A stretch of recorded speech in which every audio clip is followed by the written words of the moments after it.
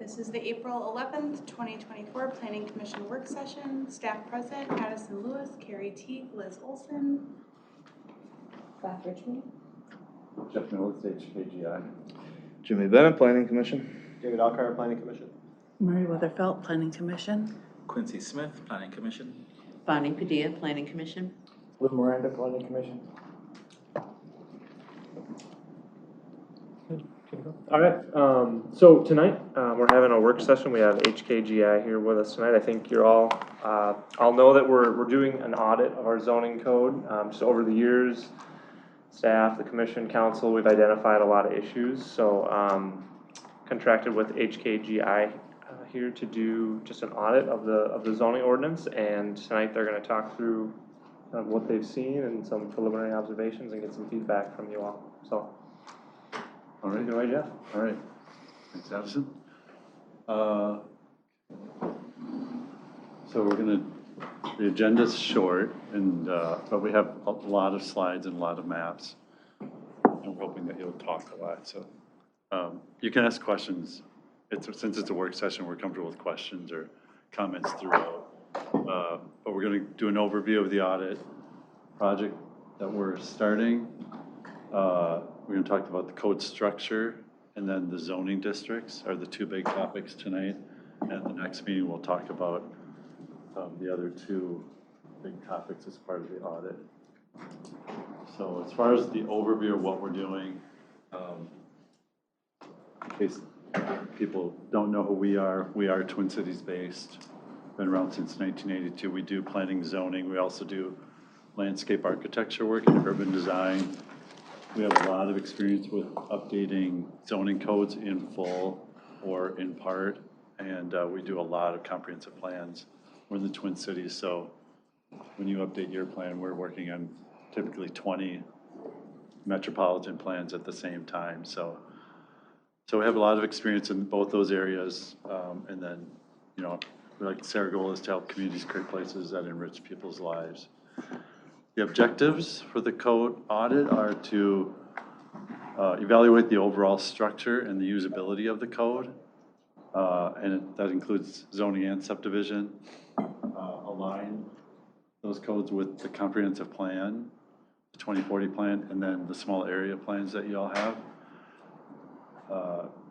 Focus on the zoning districts and the supplementary regulations. That's the code language. We don't use that word supplementary in day-to-day language, but you have a big supplementary regulations part of your code, and so staff would want us to focus on that. And then lastly is development procedures and standards, specifically the site plan review procedure, the PUD, and the subdivision ordinance really related to the lot split issue. And then just as a basis for, you know, our understanding of what the needs are for this are that the code is overdue for a comprehensive review. Simple development projects are complex and time consuming in the city. The zoning districts need updating. There's a sense that there's a lot of development barriers. You all know there's complex formulas in there. And then the interest in missing middle housing being allowed in the districts. The 2040 comp plan, our understandings from staff and then looking at it is that the guidance is more flexible for residential development and for density. So we're looking at that closely. I'll just quick jump in there. So this is what we've talked about is where our comprehensive plan in our zoning, there's a little bit of a disconnect there. As we started that 2008 comp plan, went into 2018, the idea was to do a PUD and do that negotiation. To increase density to match the comprehensive plan. But because we're so out of whack and we've talked a lot about aligning our zoning with the comprehensive plan to do things more by right. So that's how it, basically that's how it came to be, as you all know, on our work plan. So just thought I'd throw that in for some context. Yeah, great. And the last thing is interest in reducing the city's reliance on PUDs and the older planned, what are called planned districts. So with that, oh, I'm sorry. One more thing about the overview. So where we're at, we've looked at we've done about half of the evaluation, I'd say, that's part of the audit. We have the meeting tonight, and then we're gonna have a tech memo about the structure that we'll give to the city. The second meeting will probably be the end of May, June, we haven't set a date for that, but there'll be a second planning commission meeting, and then there's a couple more tech memos, and those will result in a report in July, and then a joint meeting with you and the council at that point. So with that, I'll let Beth talk about the structure, and then I'll talk about the zoning district. Thanks. Yeah, so we first wanted to talk about the structure, since that's kind of an overarching theme, obviously, when you talk about how the code is laid out. So we are focusing on Chapter 36, zoning, and Chapter 32, subdivisions, when we're looking at this audit. And there are a number of different headings, I guess I'll call them, as you go through that. So there are 13 articles in zoning, 6 articles in subdivision, but then further down from that, there are divisions, subdivisions, and sections. And now, not all of these headings are used on the same level. So you see, we just kind of divided up each of the current zoning articles. So there's 13 articles, and you can see that the subdivision heading really isn't used very much. But throughout, there's not a lot of consistency from when divisions are used, subdivisions, and sections. And so that's something that we noticed as we were looking through that makes it kind of confusing as you're reading, because you're just not quite sure what level you're supposed to be on. Similar, we did the same thing for subdivision. You can kind of see there. Again, that subdivision heading really isn't being used. Even for this one, divisions aren't being used a whole lot, and it's mostly relying on sections to kind of help you work through, so articles and sections. I did want to flip back one here, because one of the things we noticed is that there's a pretty wide discrepancy as far as those articles go, and just the length of them. So you've got articles that you can see are 1 page, all the way up to 74 pages, which is your largest article, that Article 8, Districts and District Regulations. And so usually when we see different articles or kind of chunks of the code that are getting long like that, usually that's an indication to us that there's probably some reorganization that needs to happen there. And it's kind of a breakout of some of those to just make them more usable. Because you don't necessarily want one article that's 1 page and then you've got one that's 74. That starts to get confusing for people to understand what's exactly in those bigger sections. One of the other issues that we identified as we were working through, and that Jeff's going to focus on more tonight, is just the districts themselves. And I know that's a focus that we've heard from staff. But you have base districts, and you have plan districts, and you also have sub-districts. And with those sub-districts, from a structural level, it's getting confusing because as we read them, it sounds like they act as normal districts, but they're on kind of that sub-district level as far as the organization of the code goes. And so it's challenging to read through and to understand, both for staff and I'm sure for members of the public as well, to understand exactly which regulations apply to which parts of the city. The other piece that I kind of alluded to is that Article 8, where all the districts live today, that's quite large. And so our recommendation would be that that gets split into multiple different articles, and that those would be organized based on kind of similar types of districts. So you'd have a section that has all the residential districts, another article that has the non-residential districts, just to try to make things a little bit easier to find for when people are looking for specific things. Some of the other issues that we saw reading through did include just the uses in general. Right now, those are listed out in a pretty long list of text for each district, and they're very, very specific. So a couple of recommendations there would be to create some tables just to help organize those uses and, again, make things easier for people to find and work through the code. And also to focus on kind of getting rid of some of those very, very specific uses. You don't need 6 or 12 different uses that are all talking about different kinds of retail sales. Most cities are moving to just having retail sales as a general category instead of listing those very, very specific types of sales, for example. With that, we'd also recommend that you make sure that each use is clearly defined, just to make sure that everyone is on the same page when someone comes in and has an idea. That way, they're looking at the same definitions that staff is, council, planning commission, everybody's on the same page. Jeff mentioned Article 12, which is that supplementary district regulations section. That is also one of your larger articles in the zoning code, and it's really being used as kind of this catch-all, if you will, place where there are lots of different requirements that really aren't related topically. So you've got things like standards for specific uses, right up next to parking requirements, right up next to requirements for setbacks. And really what that does when someone is trying to find that language, it's challenging to know where that is.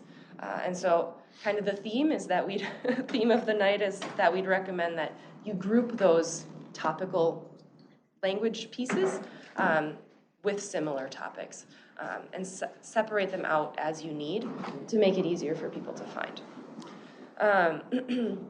Again, kind of going on that same theme, there are some different topics like definitions and procedures that are actually located kind of throughout various articles in the zoning code, and we'd recommend that you pull those all into one spot so they're easier to find. The main kind of 3 pieces of structural improvements that we saw as we were looking through the code would be to do some reorganization and reformatting, update the structure of the zoning districts and the uses and their standards, and then create an updated numbering system. So I'll touch on each of these in just a little bit more detail here. So I've already talked a little bit about just grouping related topics together and making sure they're on the same like heading level. But one of the other pieces would be to reorganize as you're moving things around. Try to make sure that the areas that are more frequently used are kind of higher up or closer to the top of the code. So typically what we see is that information about the zoning districts themselves, uses, setbacks, all of those kinds of dimensional standards that often staff are getting calls from property owners, people are wanting to know that information, that gets moved up higher so that people that just want the answer to that specific question don't need to wade through levels and levels, pages and pages of your code before they get the relevant information that they're looking for. So like I said, districts usually end up at the top. Things that are used less frequently or are a little bit more technical, things like procedures, that tends to kind of find its way to the bottom of the code. Staff obviously will know where that is. People who use the code frequently will know where that is. But the people who are just calling for kind of those general questions don't need to know that. Yeah? Do we have, I don't know if our system, do we have any search data that we know what people search for when they're going through our code? Good question. I don't know if we do. I don't know if it collects that or not. General calls you You receive, probably maybe? know what calls we get questions about. I was thinking on the website. Probably residential setbacks and things. Yeah, I would say more residential.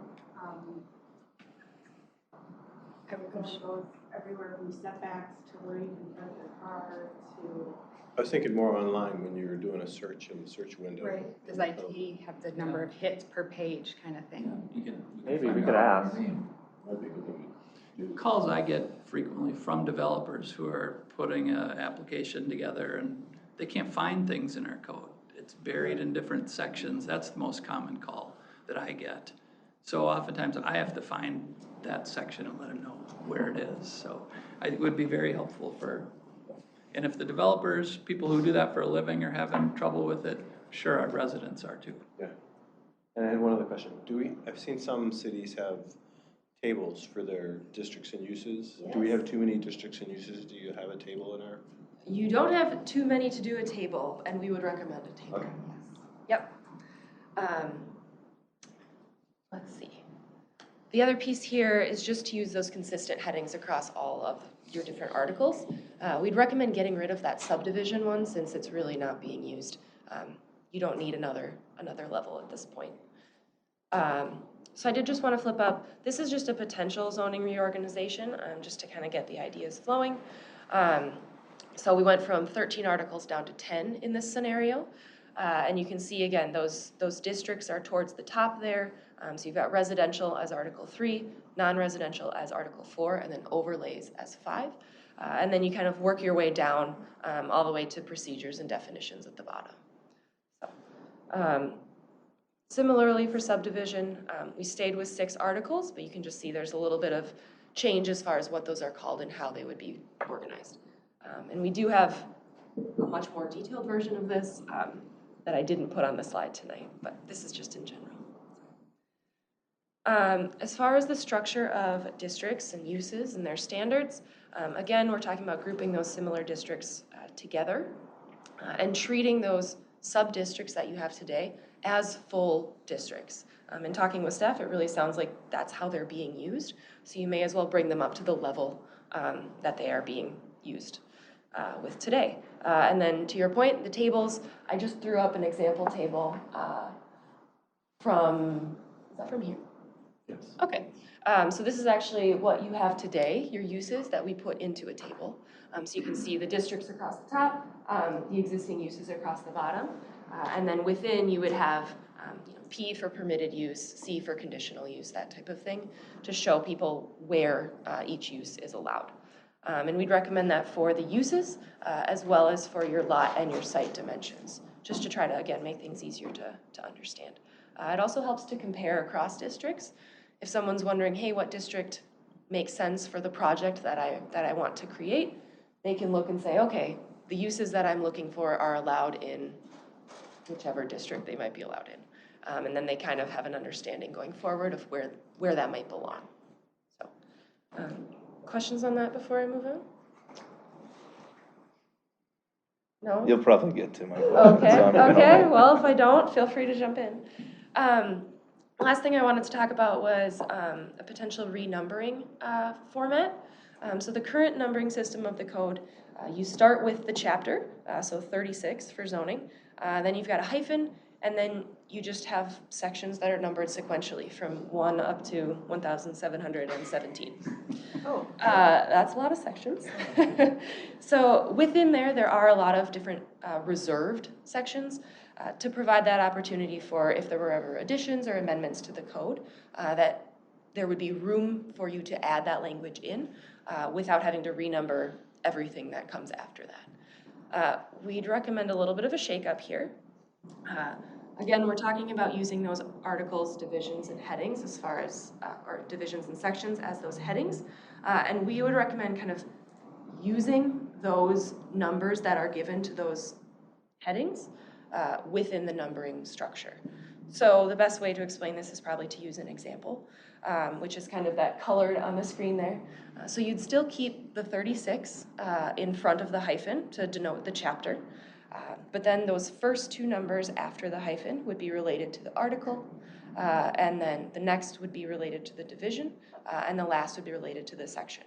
So if you are, Article 8, Division 5, Section 2, the number would be 0852. So the reason for that is there's a few different reasons. One is that for staff or for people who use this on a daily basis, that numbering actually will help them kind of navigate and point them to where they are in the code faster. So if they see that 08, they automatically know I'm going to Article 8, and then I can start to look for the section that I'm looking for. It also helps to just, those reserved sections that I talked about, that this numbering system eliminates the need for those, just because of the way that this is numbered. The odds that you have, sections 1 through 9 of every division of every article is pretty low. There will be gaps in the way that that's numbered, and those will kind of naturally give you the breaks that you need in order to be able to add in new text as things change and as the years go on. And then lastly, it really just does give you a consistent numbering, whereas right now you've got section 36-1 and then section 36-1000. This one would have the same number of digits kind of throughout your code just to keep that consistent. Sorry, I know I was late. Did you go through what denotes the difference between a chapter, article, division, and section? As far as at the beginning of the meeting, did I miss how you determine all of that? The logic of. The logic, yeah. Oh, So no, I didn't if you go. go back to that, your Just cover what we Proposed. have, and then Oh, there's, right. There's a another lot. category that's Got it, not okay, but we used? didn't go, Yeah, we didn't Yeah. specifically go through it. Generally, articles are kind of those bigger topics, and then as you move down, things just kind of get nested underneath. got it, okay. So, questions about structure at all? Thoughts, opinions? Yeah, just a question on the numbering structure. So it's 08, 52. Is it possible that it's gonna have, 05, like 15, and then like a 21, like, so it's, Yeah. 2 digits for each one of those sections? Why did we just choose 1? Yep, so our experience has been that you only need one.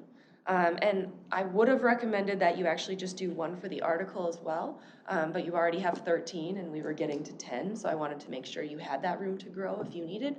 But our experience writing codes has been that with this structuring, there are enough splits that you don't need to go higher than 9, so you don't need those double digits for the divisions and the sections. I don't know which one was first, whoever wants to go. This is probably for Carrie. Has this ever been done before? Have they attempted to simplify or? Yeah, I think the last one was in the 80s, where they recodified and renumbered everything, so it's been a long time. Which is typical of cities, we're finding out, because when we get hired, it's usually that kind of a time period. Ours is so good, why change it? I was just gonna note, seeing in other codes that I'm used to looking up, usually when it gets to those other ones, there's like a decimal between each to, I guess, better understand what that numbering system is. I'm just thinking of a new user then would kind of better understand your dialing down. And then it would allow you to have larger numbers if you did so happen to have 10 divisions, for instance. Yeah, and that's, I would agree that is often what we see is decimals, or maybe there's an extra hyphen. Yeah, either one. That being said, the subdivision and the zoning are only 2 chapters of your entire city code. And so our thought was to keep it fairly consistent with what you have in the other chapters of the code, so that you're not introducing decimals or extra hyphens where they don't exist today, if that makes sense. I guess maybe some of it was because you might only have information that speaks to an article, or are you assuming that every single article will have a division and will have a section? Because otherwise then, like, the numbering That's falls the short. thought. That's Yeah, the okay. thought, is that you would be consistently using all of All those of them, headings okay. in all of the articles. Then I have, less of a problem with it. But I've seen that where that's why that's there, so then those numbers continue or simplify, so just curious. Carrie, you said the code was done in the 80s? Well, just in terms of changing the whole numbering system for the whole, For the whole code, Code. but right now we're just talking about zoning. yes, yeah. And then when was it digitized, do you know? Oh, yeah, then we went to Muni code. Mm-hmm. That was maybe 15 years ago. So a little bit more recent, but the numbering pretty much stayed the same from that. All right, that's it on structure. I'll turn it back to Jeff for the real fun today. So I guess I just have a question maybe on structure. I've seen in other codes where effective, in addition to tables, there's little, graphics, especially to define like a corner lot, where people read it and still don't understand it, including myself. So I don't know if by structure you didn't consider the incorporation of simple diagrams, but I'd urge us to do it because that pictures are worth 1,000 words. Yes, we would second that Okay. opinion. I don't know if that falls under structure or just kind of general, but yes, we have found that graphics are very helpful, at least to provide kind of a picture for when the definitions that are complicated is really where they help out a lot, but other places throughout the code too. So, and as part of the code rewrite, you would identify those places as you're looking through it and saying, yeah, that's a really complicated provision. A graphic would make sense there. So I don't know that we are specifically identifying where the graphics would be as part of this project, but graphics in general, Take we him. totally Yeah. agree with. It would be that'd be the next step. Once we figured out what we have to do, then we get into the to all that detail. Yeah, we've got some complicated definitions and formulas. And, yeah. Okay. Are there other initiatives to look at this sort of similar numbering structure in other parts of the code, or are we going to create some confusion that permitting might have this numbering structure, but now zoning has this numbering structure? So the way that it was designed to work within the structure you have. I mean, right now you do have 2 numbers before the decimal or the hyphen, and then at times you've got 4 numbers after. Okay. So it shouldn't throw anything else off. It's really just trying to, at least for zoning and subdivision, have consistent numbers of digits and a way to kind of help navigate using that numbering system.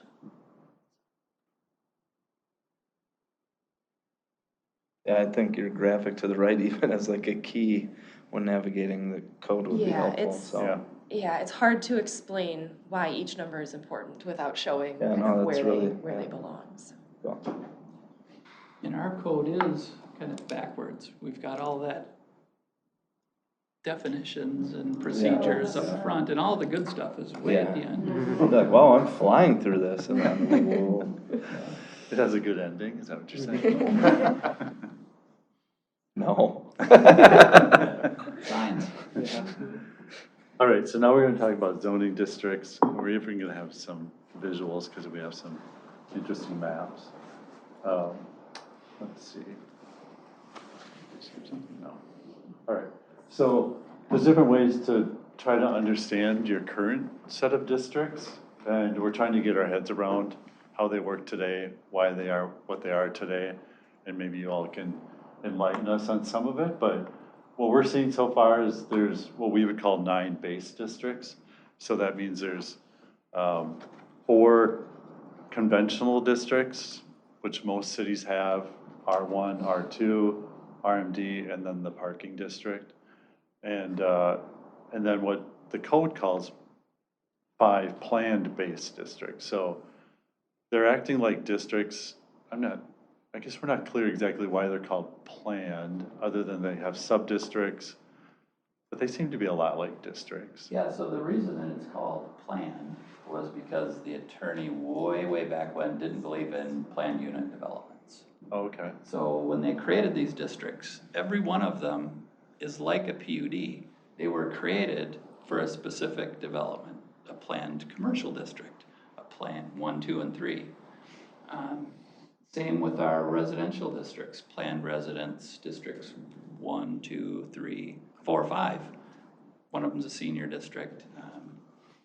And then with the MDD districts, mixed developments are for specific PUD, like MDD 4 is Grandview, MDD 5 is Edinburgh, MDD 6 is Centennial Lakes. So it was really a PUD with a different name.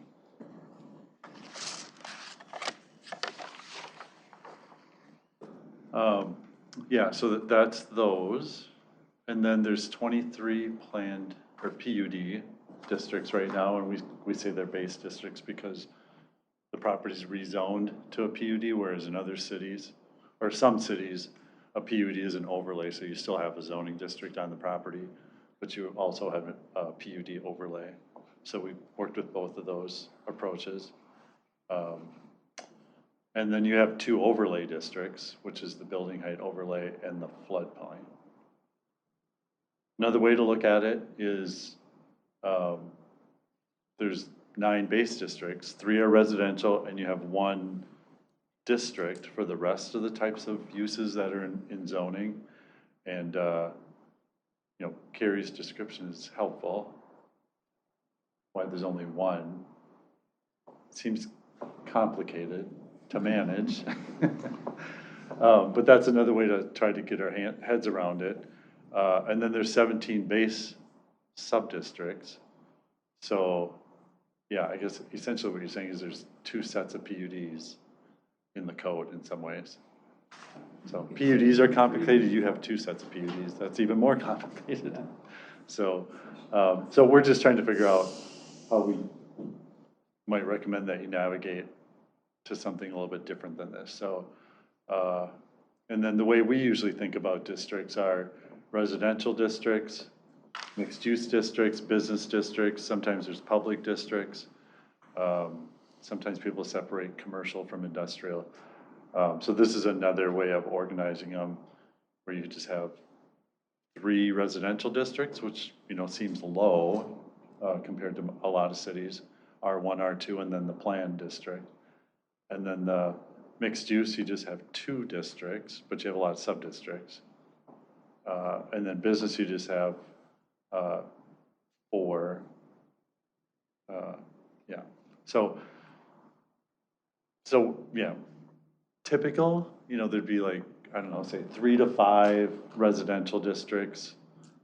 We do usually start working with cities that have a lot more residential districts, and we find they don't need them all, and they will streamline them usually. Cities in general are moving towards mixed-use districts and converting even commercial districts to mixed use. Some cities have gone from not having really commercial districts. They're just mixed use and they allow both.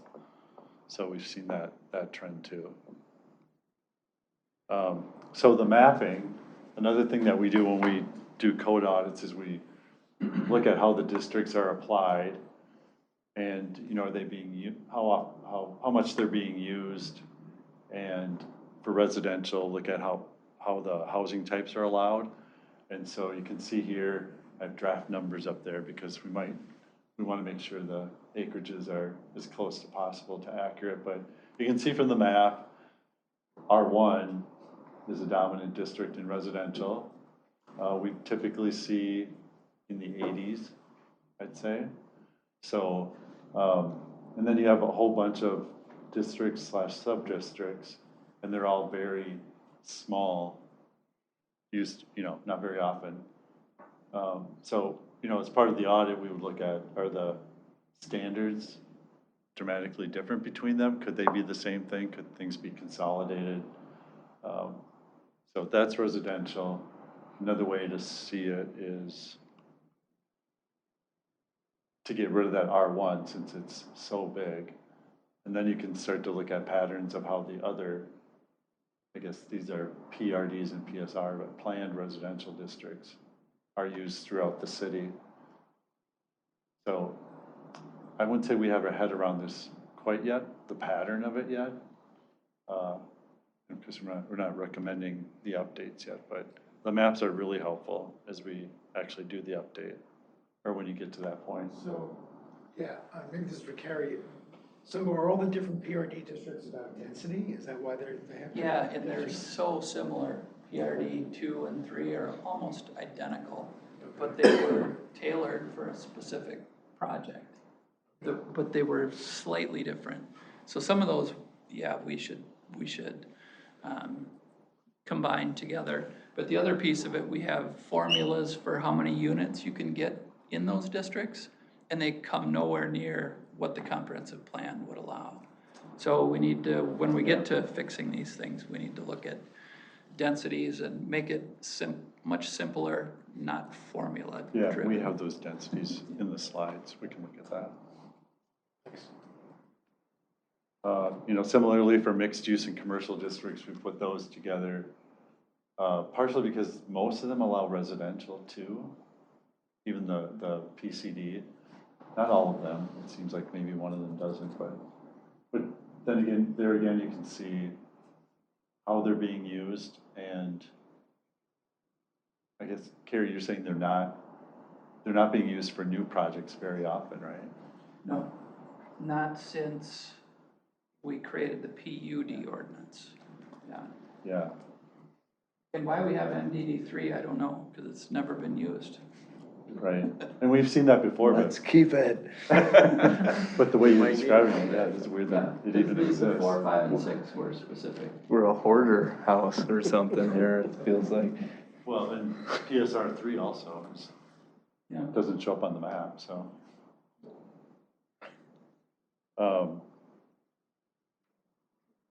Yeah, so one thing we're finding is cities that use PUDs a lot, and this is a topic for the group too, is if you're using PUDs or the planned districts in the past, a lot of times it means you don't have good districts to use. Like, there's not another alternative. So, you know, we're working with the city right now where they are using the PUD all the time, and they kind of want to reduce the use of it. But you look at their base districts, and you're like, nobody would ever use those districts.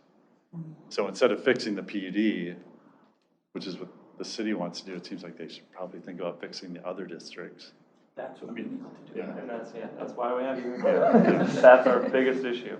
Yeah, so, business districts, another map, you can see how those are, where they're being used and how much. And then we've mapped PUDs, so you can see, I guess, this is showing where new development's been happening, I guess, over the last 10 to 15 years, basically.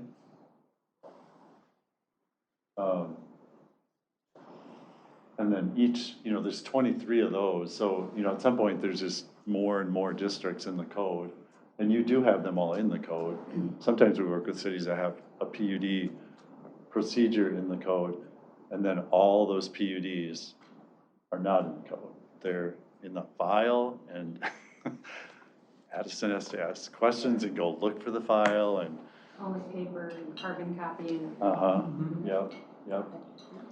Well, we have them in the code too, but like a lot of times it's like identified by just a legal description. Mm-hmm. So you're like, you probably know because it's one that saw were that. during your time, but like I look at it and sometimes I don't know which property it's even referring to. Yeah. And right So now, we've got an pictures. issue with Muni code. If you go in there, like the last 4 of them, the numbers have Yeah, gotten right. screwed up. Right. So we're working on that if anyone's noticed it. Yeah, so one of the questions is, are PUDs needed because the base districts aren't working? And, I mean, the way you're describing the plan districts, there's hardly any base districts. There's R1, R2, and RMD, and the parking district. You don't want parking everywhere, right? So that's not probably super useful. So, okay. So preliminary findings, so districts and subjects, there's 22 districts and subdistricts, which is more than's needed. Obviously, we want to streamline that and create fewer base districts. Seems like the way to go. There's minimal differences between some of the subdistricts. I mean, POD 1 and POD 2 there's no difference. You don't really need to have them be different things. There's no district purpose statements and therefore no sub-district purpose statements. Good point. You know, so, you know, evaluating why you need all those, it's more of a documentation of what happened in the past, doesn't really help you to point people to what you want to happen in the future. And if I can add, some of the work I do is just daily planning, and so you guys jump in too, but I find the purpose statements to be the most helpful when someone is asking for a rezoning. Because then you can say, well, you know, this is what this district was intended for. Is what you're trying to do, or is what you're looking for, is that appropriate in that district? And that's one of the ways that that helps me to kind of understand, should staff support it, should it not? I'm not talking for you guys necessarily, but that's one of the ways that I look at it when I work with my cities. Yeah, I think that would be extremely helpful for us, because right now, we just go to the PUD. Here's the comprehensive plan, this is what we're trying to accomplish. We don't really have base zoning that fits this, so it becomes that negotiation, which was done intentionally. But I think we need to move away from that. So how do you decide, like, for your example, POD 1 and POD 2, so they're different and we want to combine them, how do you do that? How do you decide which is superior or preferred? Yeah, well, let's see. It's probably even a bigger question than that, but we would look at the standards and just see by combining them, would it make anything non-conforming? Okay. And try to set the standards so that nothing in those 2 areas becomes non-conforming, ideally. So an example of that, when we did that big codification back in, I think it was 1984, this came up with the Southdale Office Center site that we reviewed, a month or so ago. The site was originally zoned planned commercial district, and that's how it developed. We allow office in the commercial district. and there was a restaurant there that was the Big Boy, that's now Tavern on France.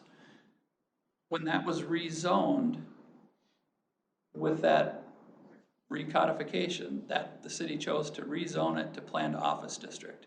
Because most of the property had developed as office, and they wanted to keep that in the future. So the restaurant became non-conforming. So there's an example of, yeah, when you do some of those changes, some buildings uses are gonna become non-conforming. And the non-conforming just grandfathers that particular thing in. So if they wanted to demo in this, pizzeria or whatever it was, if they wanted to demo it and build a new restaurant, they would have to go through. Yeah, right now, well, it would be a use variance, and You can't do you can't really do that. Right. So that's Got it. why the last developer wanted to go back to the original zoning where restaurant and office were both allowed. Yeah, in another city where they had a lot of PUDs, a lot of them were for townhomes. And somewhat similar, the code did not have a way to do townhomes. I mean, they weren't really defined well in the code, they didn't have the standards. And so they did every one of them as unique PUDs, right? Yeah. And so, well, Beth can tell you how many they had, and staff ended up going through all of those and looking at what the unique standards were, usually setbacks, and then created a new district that would allow townhouses outright rather than having to do PUDs. Yeah, I think they were over 100. Yeah. It was a lot. And staff was very done working with that, which is So understandable. we're to 20, so now's Yeah. the time to not get to 100. Yeah. Other preliminary findings are, for obvious reasons, I guess, the districts are restrictive. You know, they're really catered towards separating things rather than flexible, and they allow in the uses that are allowed. So, looking at the comprehensive plan, it sounds like the direction is to be more flexible with housing development and standards and density. So, you know, like even the R2 district, which is not a planned district, only allows 2-unit dwellings. And this is a first for me. It doesn't even allow single family. I haven't seen that before. So that surprised me. Yeah, we've been down that rabbit hole before. Planning Commission proposed an ordinance to the city council that would allow single family in the R2, and they said no to it. Yeah. So that's restrictive. There's 3 sub-districts that allow senior housing. Where though, Gary? I don't know. Which ones? The three that only allow senior housing? Oh, which districts are they? Yeah, Yes. is that common bond? There's on Xerxes and Crosstown, that series of senior Next housing one. right there. Oh, Yep, there's that one. The 3 districts are PRD 5, 3, and 4. I think it's allowed in other ones also, but interesting. 3 of them just are focused on senior housing. Not really intended to be used again, probably, right? One question I have, just in general and like where you might go with this too, like being somewhat familiar and looking at other codes in other cities, you know, is there a recommendation to kind of generalize and make even the nomenclature of these districts more consistent with what's out there? And is there anything truly unique in Edina that really warrants it being some crazy name? I mean, even having all the PRD, it's like you just grow used to it, but why does everything have to be planned? You know, like that should all be eliminated. Just thinking of nomenclature and kind of getting up to a similar standard of other cities. Or is that going to be part of your recommendations? It can be based on the conversations. I mean, like a basic one is to move away from saying single family dwelling and saying single unit, 2-unit. Don't say multifamily. Just talk about housing types and not family types, basically. So a lot of times we're updating residential districts not to just have one lot size or one setback, well, setbacks usually, they can be similar, but lots, especially because townhouses can have much smaller lots than a single-family home. So we oftentimes are setting up districts to have standards by housing type within the district. And then, some or all the districts will allow more than one housing type. And so if there's concerns about this housing type being next to this one, then set up the standards that, there needs to be bigger side setbacks or something with the height, and just set those standards up so that the property owners and the developers know what works up front rather than entering the PUD portal and Yeah. Roll coming the out at dice. the end with not knowing what's going to work. Good point. Let's see what else we have. Yeah, so, and this is probably pretty obvious to everybody, but the way this is set up with the districts and sub-districts, it seems like it's just resulting in the need for rezoning every time something gets developed. A PUD requires a rezoning. And so, not good or bad, but if the code or the city wants development to not have as many barriers, you want development to happen and you want it to be good. If there's always a hurdle like rezoning or a conditional use or, PUD, three-step, all that stuff can be barriers to development. If that's the goal is to get rid of the barriers, which it sounds like that's in the comp plan, so. Well, the idea behind it was to have standards that are met in order to justify that PUD. Right. So it was okay, to give yeah, the city yeah. more power in their review of projects, whether they liked Using- it or didn't. Using the PUD, yeah. Another thing that we're seeing is the allowed uses are cumulative across some of the sub-districts. So if you are using PRD3 or PCD3, you see a list of things, but then you have to go to another list to see if it's also in that list. So they build upon each other or they're cumulative. And usually we get rid of that. That's confusing usually for people to use that kind of a. That's where that table comes in. Yeah. Uses in the mixed-use districts are mostly conditional, it looks like, rather than permitted, which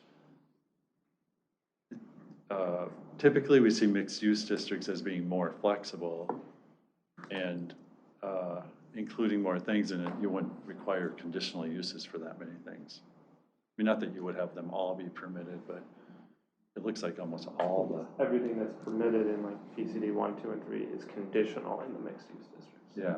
Which is weird. Yeah. Don't know the history behind that one. Yeah. Typo, probably. Well, like you said, we're not using those mixed-use Yeah, districts we're on not. new projects anyway, so it's like. Yeah, yeah. And then just in general, we're seeing this trend with cities going towards mixed-use districts. The way the districts are set up in the code right now, it's not clear which districts are intended to be mixed-use. So there's some districts like, if somebody was going to use PRD 4 or 5, or there are some commercial uses that are allowed even through accessory uses, which is another way you can do that, but it's really hard to see that that's possible if you're the property owner or the developer. When it says PRD and then it actually would allow mixed use of uses is what it looks like it's set up for. And the PCD districts allow residential by conditional use, so that's really a mixed use district. Yeah. As far as dimensional standards, we've talked with staff, and it can be mapped, but the city has a lot of non-conforming lots, and that would be for lot area, width and depth especially. And we've been working with St. Louis Park, and one of the things we did there early on was to map the non-conforming lots, and it was really high. It was more than 50%, I think, for 2 of the districts. And Richfield, they were in the news for I think they were calling it re-legalizing Richfield, that they were reducing lot sizes to legalize a lot of lots in the city. You know, they weren't bad because they were small, but the zoning code would say they were, you know, non-conforming. And so they reduced their lot sizes to Does that. that mean that the lots don't have the dimensions for the planned use? Is that what you mean by a non-conforming lot? Yeah, so, right now you have a 9,000 square foot minimum for R1. If we map that, there's probably, Probably half of Edina is non-conforming. is less than 9,000 square feet. Yeah, the whole east side, really. Well, and anything more than that, then it has to meet the median within the neighborhood. So then it's like, well, then half are below that, half are above. So you add that in, and it's way over 50% that are non-conforming. So it's just developed as the suburbs expanded, right? Yeah, East Edina was from like the 40s and 50s, Yep. small lots, very much like Minneapolis. And then as you get more car sprawly and cul-de-sacs and whatever, the lot sizes got bigger. So our standard lot size just became bigger. So the whole east side of the city is non-conforming. Yeah. and then when the west side started to develop, that's when they came up with that median average, where you gotta calculate all the lots within 500 feet. So that means more variances, right? Yeah. Yeah. Yeah, we even did, with St. Louis Park, well, I guess first, one example, we worked with Grand Marais, this is an easy example to look at. We worked with Grand Marais and they had minimum lot sizes. That made no sense to Grand Marais, if you've been there. They have a lot of small lots, but they basically had a suburban zoning code. And so we did a lot of mapping and they ended up reducing their lot size down to, I think, 5,000 square feet. That's where they landed. And then St. Louis Park, I don't know exactly when their zoning code came into place. They probably had one early on, but they could go back and see when the lot size standards went up and when two-family units were taken out of districts. So that if you go back, you can see things that were legal aren't legal now, and now they're talking about they would rather have them be legal.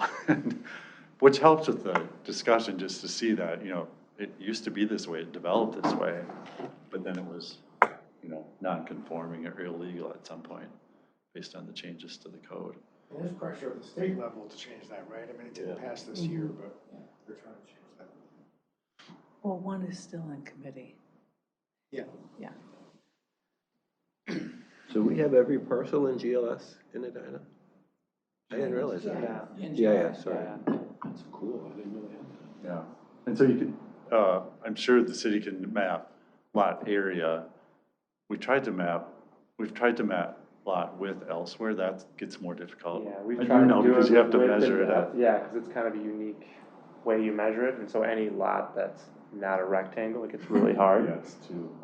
Plus, like I said, with the standard being for any lot like over 9,000 square feet, the median being the standard, every parcel has a different standard because it has a different set of parcels within 500 feet. So it's like you'd have to survey every property Right. to know which ones are conforming and which ones aren't. And any lot that doesn't meet lot area, width, or depth, any one of those standards is non-conforming. I'm sure you guys look at cities all the time that have like these patterns of development, like Commissioner Miranda mentioned, you know, the east side is like this, the west side's like this, yet we have codes that it's a catch-all, you know, and it doesn't apply to then half, and it goes the same for pretty much all of our commercial districts. Some things are written for Southdale more than they're written for like a small neighborhood node. Yeah. So I'm assuming, at least with some of those maybe overlay districts as a tool to like increase a standard in a base zoning. Is there anything similar with residential, like from that standpoint? I mean, you show the map, it's like that's all of Edina, you know, spatially is R1, but even that R1 is different, you know, the east side versus the west side. Do you ever do anything geographically with? Well, yeah, I think it's more typical that there'd be an R1, R2, 3, and 4, or maybe even a 5. So different districts that allow more and more housing types. So, you know, R3 maybe wouldn't allow single family, but it would allow townhouses and apartments. And so, there's just base districts that allow those things. Okay. They're not just specific to a project like Carrie was. Okay, I was thinking about like country club, right? I mean, I think there's a historic preservation component to like how you can build there. But lot sizes there are very different than over in Parkwood Knolls. Do cities ever have an R1, single family, but this zone versus single family, but this? I mean, that sounds sort of like discriminatory, but like it was developed in the 30s, right? It's a very different vibe than the cul-de-sac vibe. Do people ever separate? Yeah.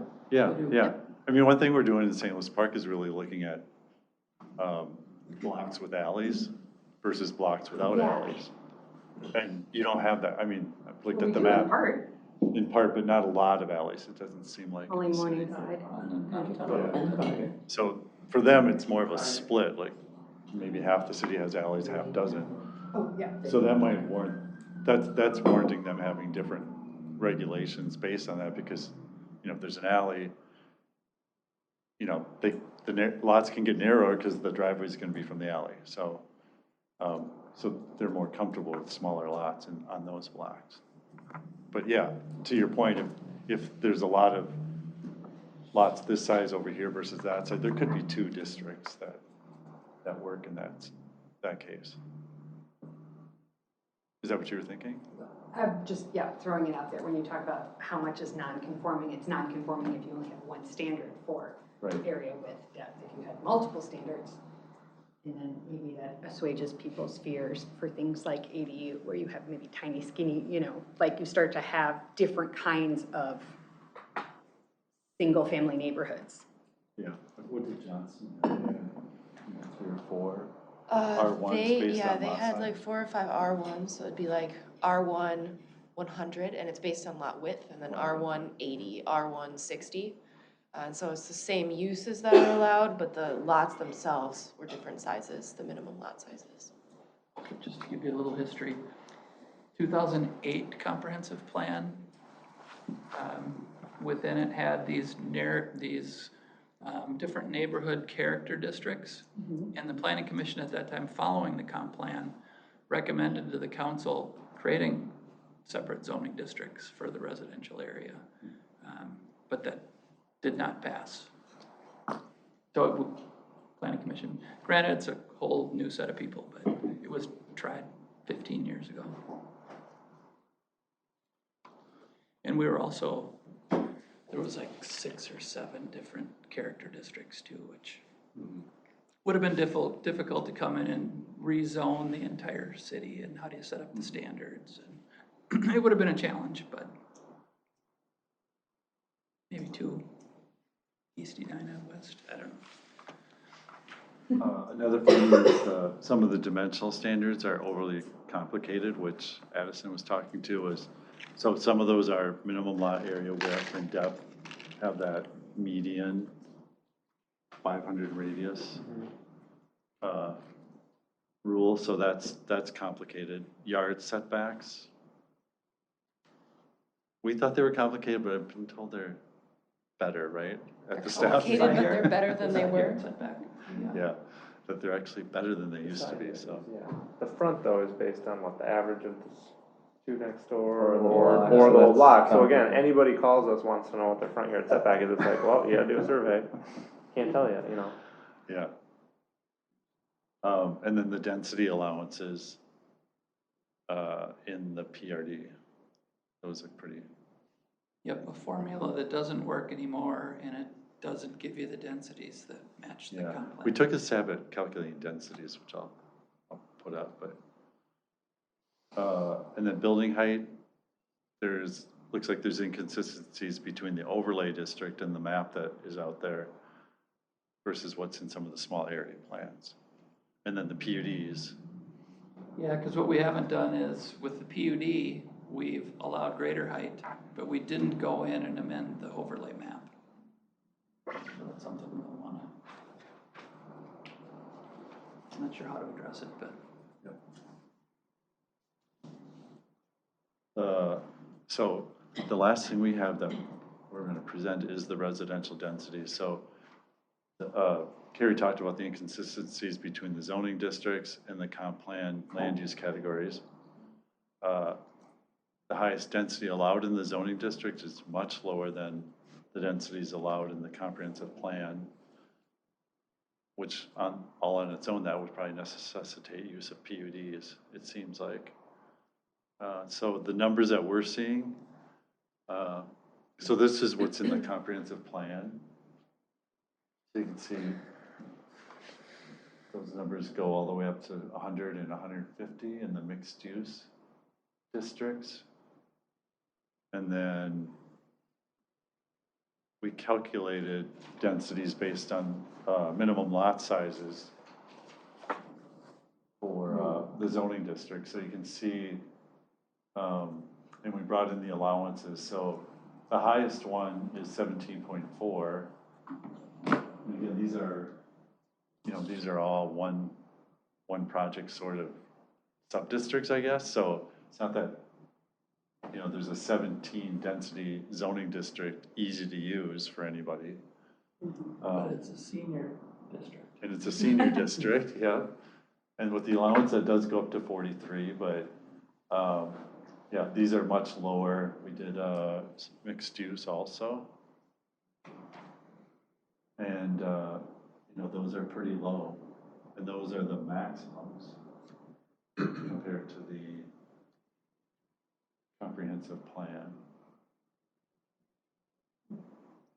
Process question, I mean, do some cities that you work with change their zoning every 10 years when the new comprehensive plan comes out? Yeah, I mean, yeah, it's Do most cities do that? And we're the only ones who legally don't? it's required to do that. Yeah. That you change your zoning every 10 years? We haven't done it. If you're comp plan changing, changes, yeah. If you're Densities changing the comp plan's densities, yeah.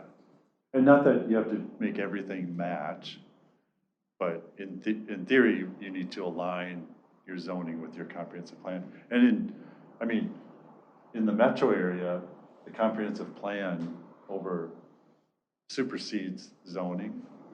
Right. So, if somebody comes in and they see a zoning district that has a low density, like, say otherwise, but what's that? our attorney might say otherwise, but. I guess I'm confused. If this parcel was guided in the comp plan to be high residential, we don't rezone this parcel until there's a proposal to turn it into that use. Well, not necessarily. Comp plans can talk about the timing of when those rezonings will take place. So like, if we say it's like, we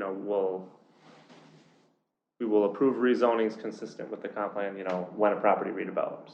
It's not that we have to go in and rezone every property right after we approve the comp plan. Does that make sense? So our uses align, with the exception of keys. That's what I was gonna ask. Yeah, so the uses align, it's just the densities that don't. But then, the issue too is when they do request those rezonings, we have nothing to rezone it to other than use a PUD. Right. 100 years ago, the Supreme Court case that allowed zoning to happen in cities said that you had to have a plan, so you couldn't just spot zone. So the city had to have a plan for that, and that's how comprehensive plans came about. So you have to have a comprehensive plan, and that has to match the zoning. Or a developer can come in and say, it doesn't match, but I can, the comp plan says this, so I should be able to do that. Right. Yeah, so that's what cities are supposed to do. Not a lot of cities don't do it, to the nth degree. We worked with a city we worked with Roseville, and we updated their code to match the comprehensive plan. And a lot of people felt like all the changes happened with the comprehensive plan. And so the zoning went through, but in actuality, the comp plan was changed like 2 times ago. So the comp plan had moved over here, 15 years ago or something, and the zoning was catching up, which isn't, ideal, but, people felt like it was a new thing that had happened in the city, and actually the comp plan had been updated quite a while ago, so. So one issue for us is, we've got in the comprehensive plan, the OR, the office and residential zone, but we don't have a zoning district that allows both those uses together. So that's where we've been using the PUD, and do they have a right to residential if there's office there? So that's another one we need to fix, whether it's part of this or the next comprehensive plan. Yes, I think oftentimes we would see a district that permits the office uses, and then the residential would be conditional, probably, right? Yeah. You know, so you'd have standards and there'd be review of it, it wouldn't just be entitled, oftentimes.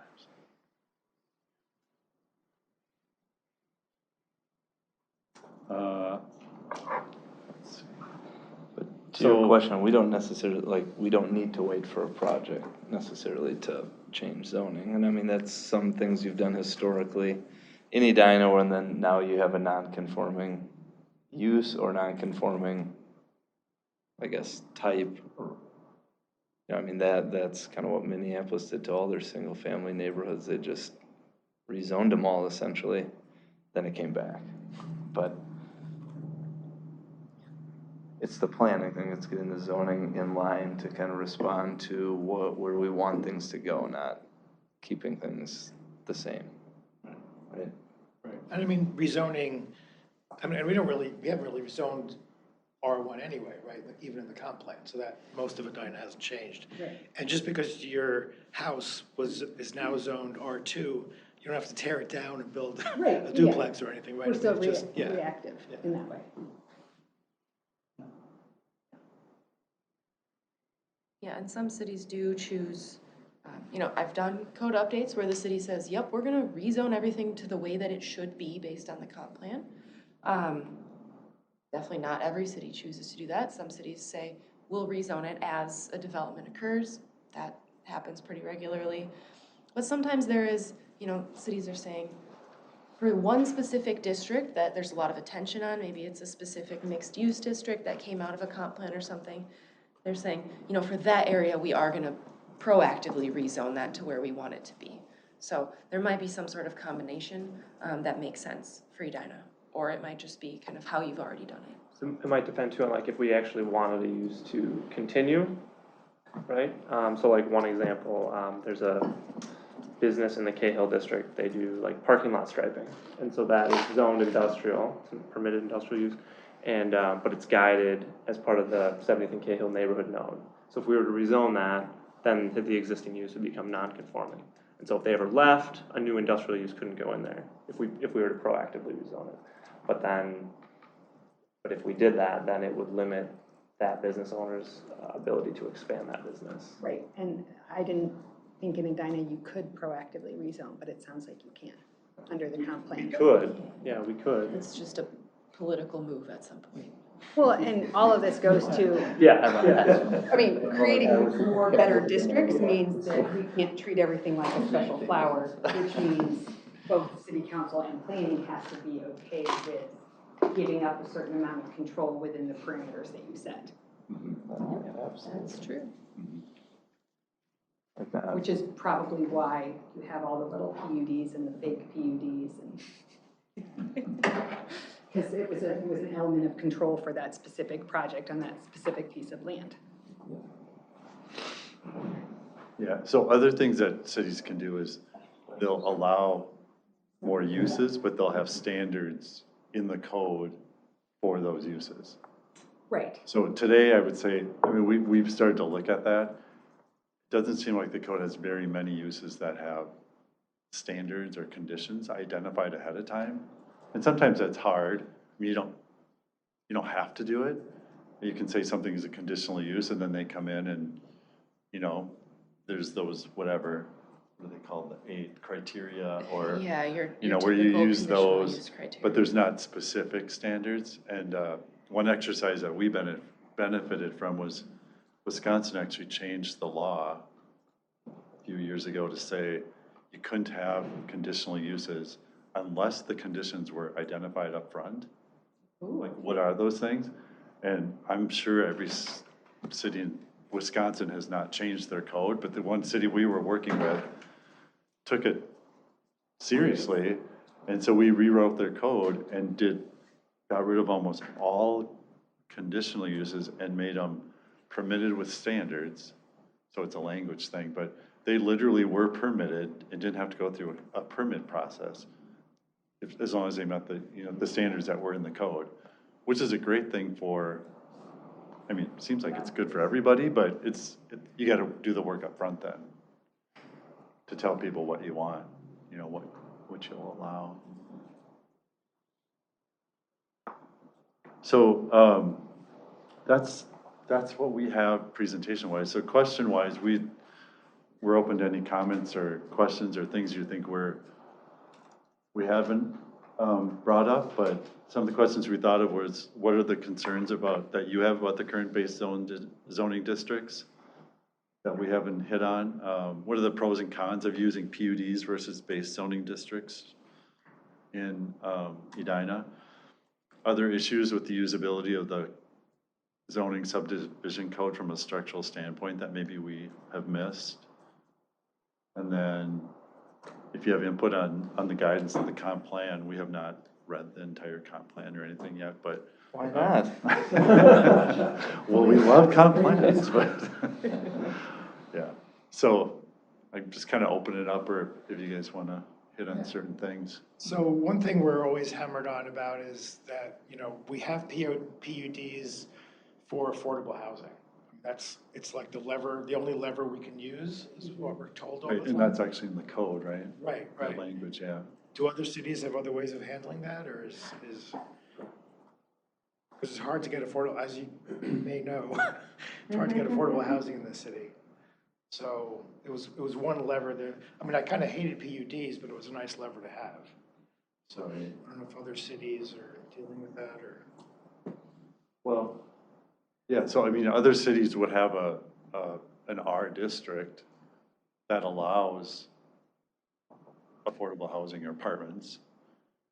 And the trick is, I mean, the challenge you usually run into, I think, is, especially a developed city, is it applied anywhere that's, going to actually redevelop? Because a lot of times there's districts that exist and they allow townhouses or apartments, but they're only where they exist today. So if the city's goal in the comp plan is to have more townhouses, well, there's not any land that isn't a townhouse that's zoned that. So, we worked with the city that we talked about, do you expand that district to say there's areas in the city that could allow those, and maybe today there's single family or something else, and those uses are allowed in that district also, so it allows a mix of housing types. That's tricky, because people don't want to be rezoned necessarily. But we have commercial district, I mean, we've never tried affordable housing in single-family zoned areas, have we? No.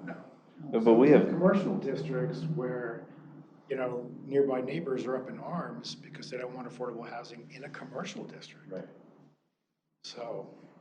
well, some of it was like, we have zoning that could allow for it, just not where we want it to be. But PUD offered, you could legally write into it a time frame that obligates it to be affordable for a certain duration, which you can't do in a zoning. But it also allows you to waive like parking minimums, like it would be typical for a non-affordable No, not just in, like, you can't put a time frame in PCD. Like, but a PUD, since it's its own, that's where the city would say, yeah, this has to be affordable for 30 years. Yeah. But you can't have that written in Some of the- PCD. The design standards, doesn't have to be. It's in the PCD code right now. I can see it, it's in here right now. It is. What's, it what's is. in there? The time, the minimum time that something has to be affordable for And is what- in PCD. It's in the PCD 3. Yeah, Which project? But isn't that just a specific project? It's not more than one Just for project? PCD 3 district where you're asking for a residential development. In the PCD? And what is the time frame? 30 years, yeah, same thing. Oh, so We then haven't tested it, well, Yeah. we haven't been challenged on it yet. Huh. Interesting. Well, there we go. I was just browsing the code, it happened to be right in front of me. Yeah, nice. Ding, ding, ding, ding. Yeah, we just did that 3-4 years ago. So one of the cons of using the PUD is, we go through the public process, and because there's so much difference between the zoning and the PUD, everybody gets upset because it's 5 times as big as what the zoning code says, and then nobody wants it. So it's hard to kind of get some of those PUDs through because of all of the feedback we're getting from. And PUD is the tool that we use for the sustainability policy, because that for sure we can't mandate in standard zoning. Can't. We can't mandate Can't about the require, can't require building beyond what the building code allows you to build.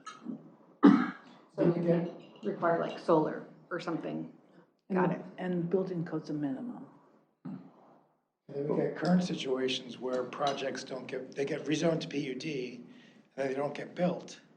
And then the landowner is stuck with that very, very particular zoning for perpetuity until they come with another project. So that's kind of awkward too. How does that work in other cities? When you do a PUD for a large parcel that's a multi-property, would have been multiple developers. Over time, right, projects take time, like things slightly tweak. Do other cities just have them come back and do amendments to that PUD over time? Yeah. Often we see a major and a minor amendment process. So if it's minor, if something's changing, you're just shifting the parking a little bit, or the building's getting a little bit bigger or something like that. That's often something that's administrative. But if it's a bigger piece, like, hey, a third of this project is Isn't gonna shifting to be happen, something yeah. else, it's just an amendment to the PUD.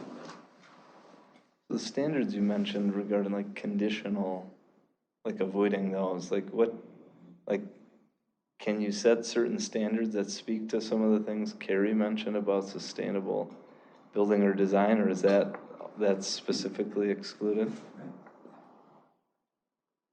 So what type of standards are we talking about? It can be like larger setbacks, or if, I mean, I guess we see step backs of if there's gonna be taller buildings next to shorter houses. So that Step type, back. that type of Yeah, consent, okay. it's more about the bulk or the massing of the building, not Okay. the architecture. I Or guess. sometimes it's very, very specific to, if you have a car wash, how many stalls can you have washing, or sometimes it's very specific to that type of use where you wouldn't have those standards just throughout your code. It Sure. only applies to that thing. Okay. Or But screening, we've been putting the courtyard cottage housing type into codes, which is the small, I don't know if you've Yeah. seen those, but Yeah. usually one of the standards is there has to be a shared yard, and it needs to be, a certain Certain dimension, percentage or yeah. dimensions, and that sort of thing. Placement of garages could be part of it. Just a quick question, just like structurally, right? The comp plan comes first, zoning catches up. And then we do a new comp plan amendment, the comp plan goes forward, the zoning catches up. So that's kind of the cycle of how things go. And we use the PUD to maybe jump ahead of the zoning to do something cool, right? But we tend to overuse it in this situation, and that's what gets it out of whack. I'm trying to think about how do we, in the future, after we update this, right? Would this always be a thing that we do every couple of years, or is there a way that we can operate as a commission to not get it out of whack again? Well, I think if the comprehensive plan is done every 10 years, Yeah. kind of like every 10 years. Yeah, so it's not like we're rezoning all the time, right? Yeah. Theory, we're doing that within 9 months of adopting the comp plan. Is what state statute says we're supposed to. Yeah.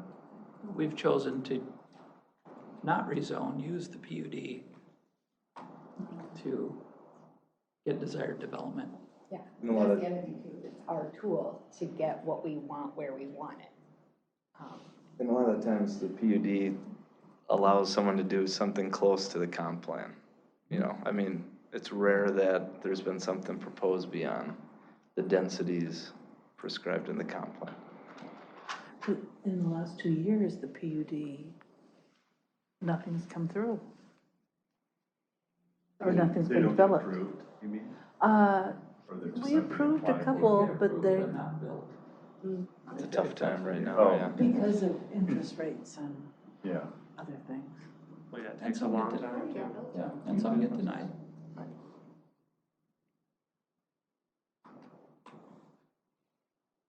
Yeah, I think what we've told other cities is, in the metro area, it's probably good that there's a requirement. I know the cities don't like the requirement of updating the comp plan every 10 years, but then at least it happens. And some cities, I mean, they don't update. There's never a comprehensive update of the zoning code every 10 years. I mean, nobody's forcing the cities to do that, so. So it's fairly common that they lag quite a bit. If we changed ours every 10 years, we probably wouldn't be going through this 40-year Well, comprehensive. and after about 40 years, I mean, things have changed enough where it probably is worth doing a full, wholesale update. I mean, writing today, we can't possibly predict what the market and what things are going to be like that far out. And so I'm sure that anything we write today, you're not going to cover all the bases of something that's that far out. But one of the things that I'm a really big proponent of is after you do a big code update, to try really hard to do that annually. Staff can keep a list of just the housekeeping items, maybe things that come up during the year that they're like, that doesn't make sense in our code, or hey, we figured out that is conflicting. Do that annually. Just, whenever it's quiet, November, January, whatever month it is, push those through because— We've done it kind of semi-annually. Yeah, well, that's great, because it really helps to at least, patch your code along further until it's time for a bigger update where there's more topics that you need to cover. Well, it seems like there's a lot of maybe simple cleanup, Yeah. like overwhelming amount of simple cleanup and consolidation. But it would be nice to just hear, as you clean it up more and just offer recommendations of how other cities did it, how we can be consistent, because it just also helps someone who moves here from somewhere else, a developer who wants to build something. The more we can keep things consistent, the easier it is for us, for staff, for council, for the community, really. Yeah, we're hoping to take this audit into that next step for our next plan item for next year to do all these changes. New council at that time? Maybe. Maybe not. Anyone have other questions, comments, things you're thinking of? Yeah, we don't have a whole lot of PCD1 or PCD2. PCD1 is the small nodes. PCD2 is 50th in France and Grandview.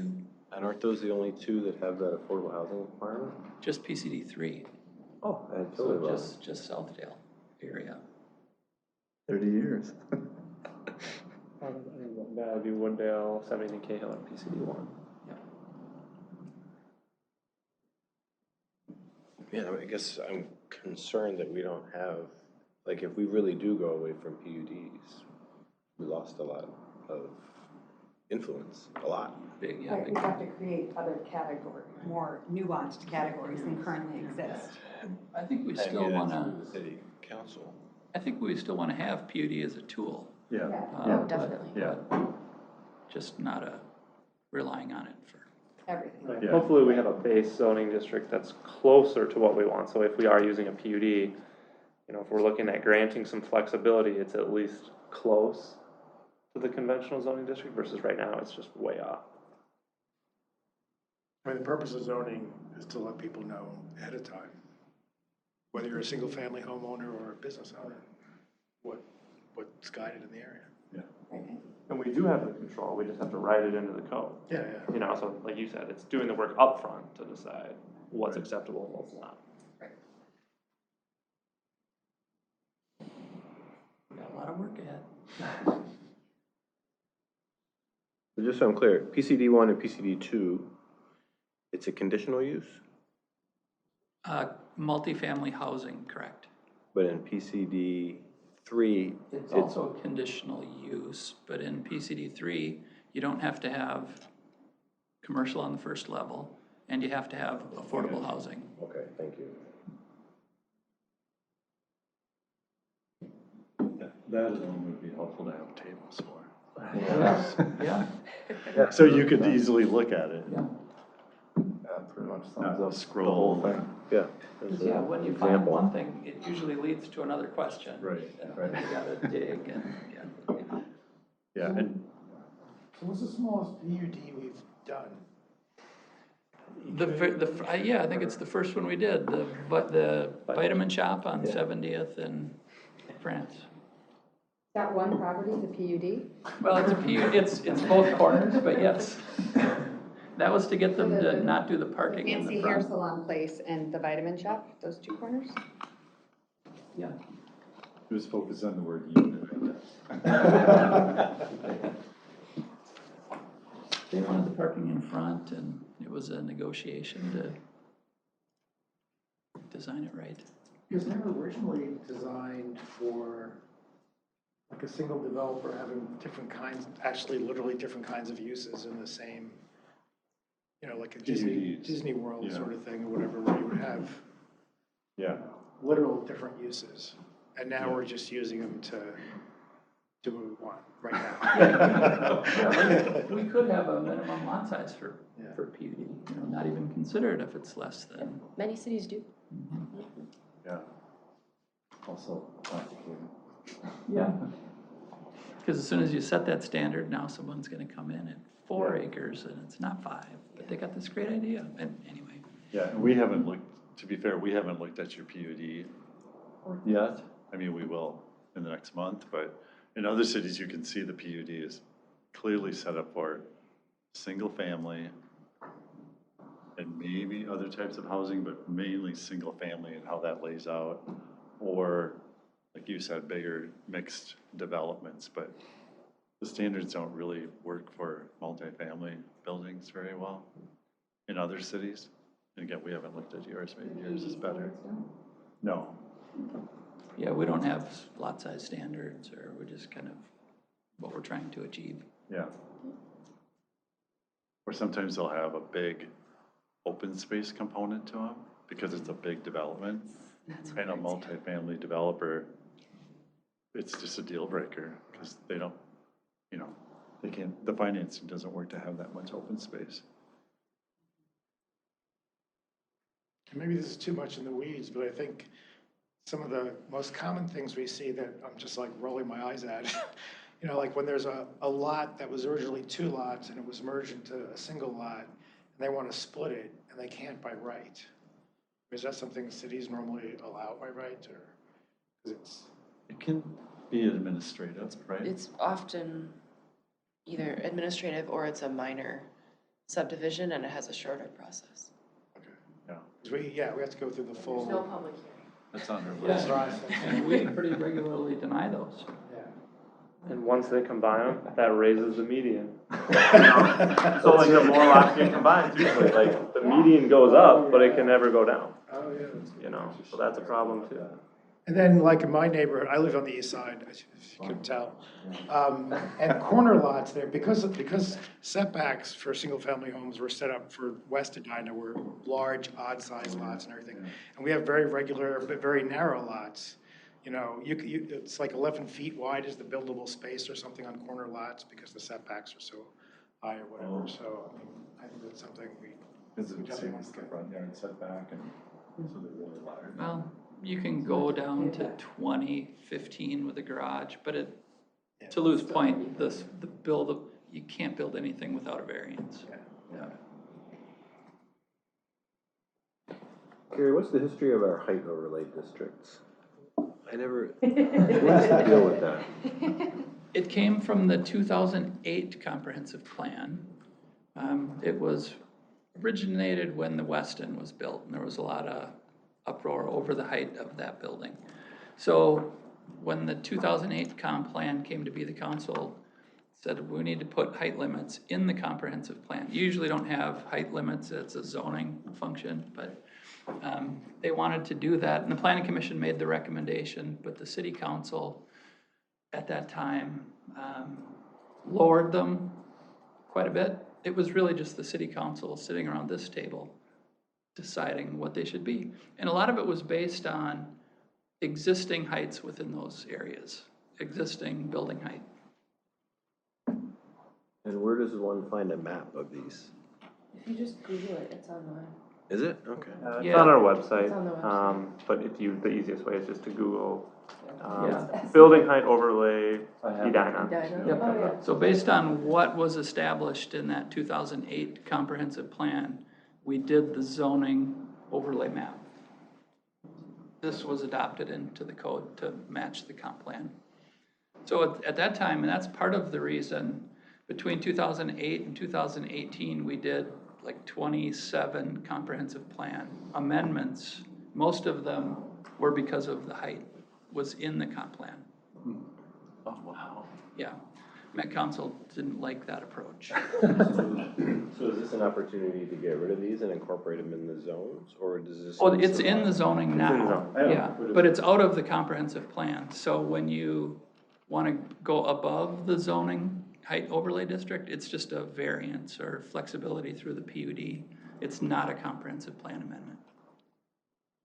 But to your point, I do think there's an opportunity to, Because that would be a simplification. I think so, but Well, except that we have like, like something zoned office in like the Cahill district, like on the east side there by 100 Metro, right? Like, we allow more height there than we do for a parcel zoned office in Grandview.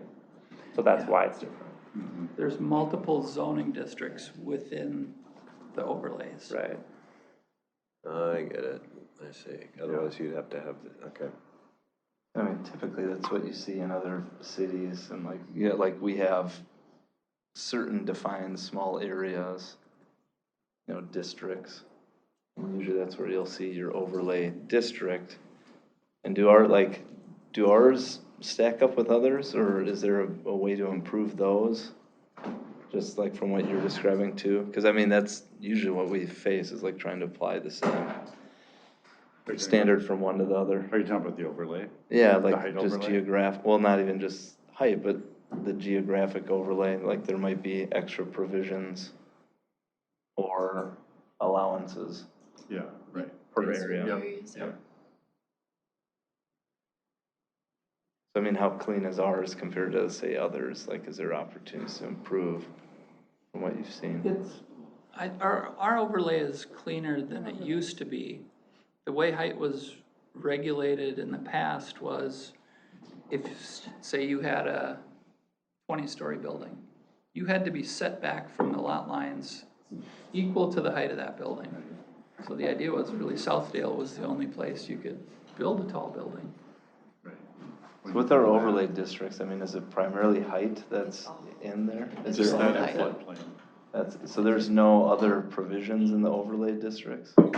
That seems uncommon from what I've seen from other cities where there might be more requirements for, say, biking, but then you get relief, for bike parking, and then that allows you to kind of calibrate each of those overlay districts to the small areas. One thing we talked about was there's reference in the code to the Greater Southdale District, but we don't actually have a zoning district that's called that. Yeah. So like an overlay would be one way to do it, because we have different setback standards for the Greater Southdale District, and we know that's just the area that the small area plan was done for, but really that should be in the zoning code, and there should probably be an overlay. So that, we talked about this at the last. Yeah, we've talked about it. Yeah, so I've got that set up in the draft ordinance that has a map that shows what that district is. And then we were gonna do the 20-foot first floor in an overlay just within the Southdale district. So we're creating another overlay district. Yeah. I mean, we're fully developed, so we kind of have our like identified areas and maybe more, from, the stuff you're working on, the areas of potential change. But I've seen, like, I know Minneapolis has it and seems very clean from like the university area to this, and each of them has their own set of standards and things that go above and beyond the base zoning, but it makes it easy to follow and track. Right. It's like, here's the zoning here, but then you cross into that, now all of a sudden, like, your R1 might allow R2 or R3, because you're right there or whatever. Yeah, it seems like the use of the PUDs and then the old plan districts makes that more challenging. Yeah. It does, yeah. So we have to sort through. Good luck. Wow. Big bucks for, huh? You guys are gonna do a photo or something? Is that Yeah, right? we have our photo in 5 minutes. Where are we? Thanks for the time. Is it in the chambers? In a month or so. You don't have to deal with it. Thank you. Thanks.